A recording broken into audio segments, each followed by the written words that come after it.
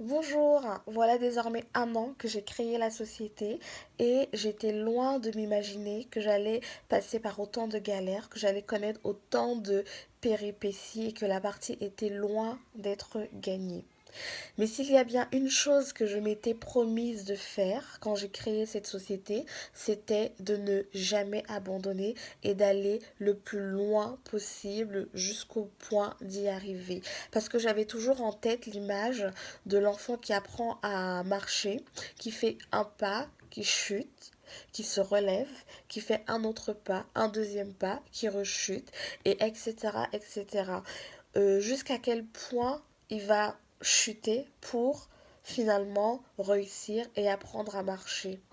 Alors aujourd'hui, je me pose la question, malgré toutes les chutes que je me prends, jusqu'où je vais aller. On en parle tout de suite.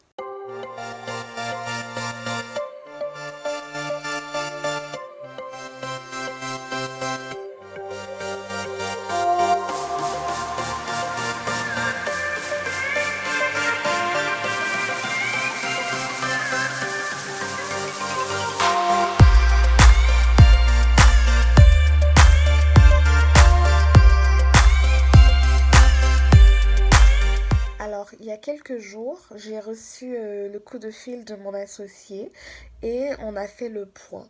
Et durant cette conversation, je lui ai fait comprendre que les comptes n'étaient pas bons, ils étaient négatifs et que on était plutôt mal barré.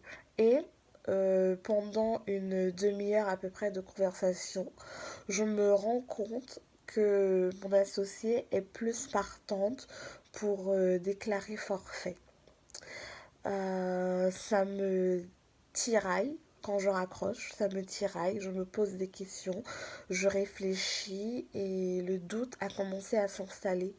Je me suis dit, et si c'est elle qui avait raison? Et si euh, il fallait qu'on raccroche parce que là, c'est vraiment trop dur. Pourtant, nous sommes encore en phase d'apprentissage. Pourquoi raccrocher si vite? La phase d'apprentissage est censée durer combien de temps? Je vous assure, le doute a commencé à m'envahir. Je me suis tracassé l'esprit, je me suis posé mille et une questions. Et si c'est elle qui avait raison? Qu'est-ce qu'on va faire? Qu'est-ce que je dois faire? L'entrepreneuriat, c'est quelque chose de très difficile parce que ça te met face à tes propres doutes, mais tu es seul face à cela et tu dois prendre des décisions difficiles. À un moment donné, il va falloir prendre une décision. Donc j'ai réfléchi pendant des jours et des jours et je me suis rappelé, j'ai eu en tête l'image de l'enfant qui apprend à marcher, qui tombe, qui se relève, qui tombe, qui se relève. Le doute. Dans les moments de doute comme ça, il faut souvent se poser la question du pourquoi.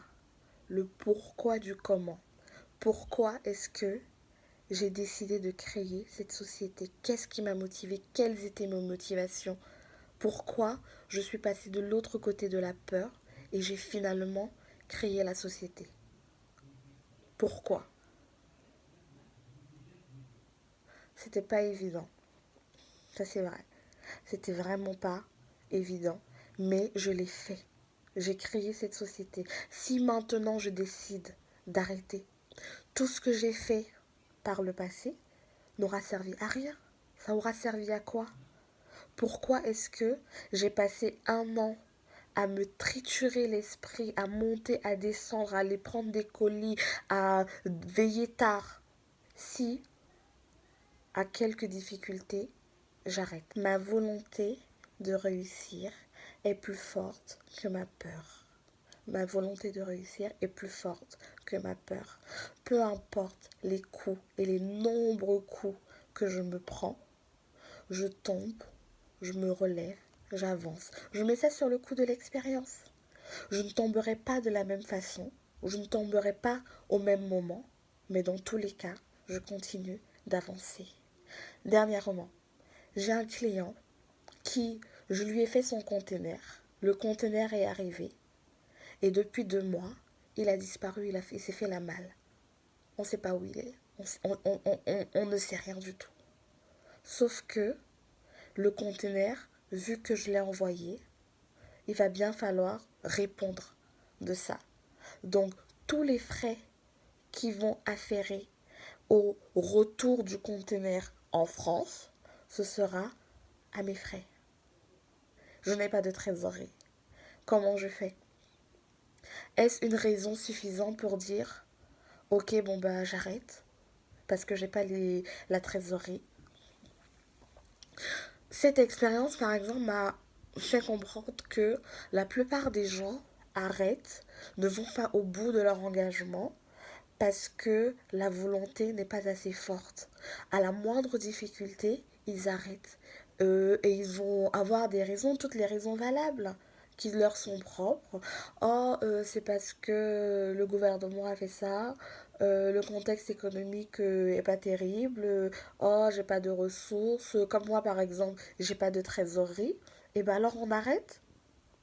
Mais non, on n'arrête pas. On continue. Parce que pourquoi est-ce qu'au départ, on a voulu faire cette action-là? Pourquoi est-ce qu'au départ, j'ai voulu créer ma société? C'était bien pour une raison. Alors, face à la première difficulté, ou à la deuxième, à la troisième, à la quatrième, je n'ai tout simplement pas le droit de dire stop, j'arrête. Je me suis promise d'aller jusqu'au bout. J'ai la volonté d'aller jusqu'au bout. J'ai mis en place des objectifs que je veux atteindre. Alors, je vais les atteindre. Il y en a assez des raisons, parce que tout le monde a des raisons. Alors, ce qui compte, c'est les résultats. Le résultat, c'est quoi? C'est que je vais créer une société de transit qui importe et exporte des marchandises à succès.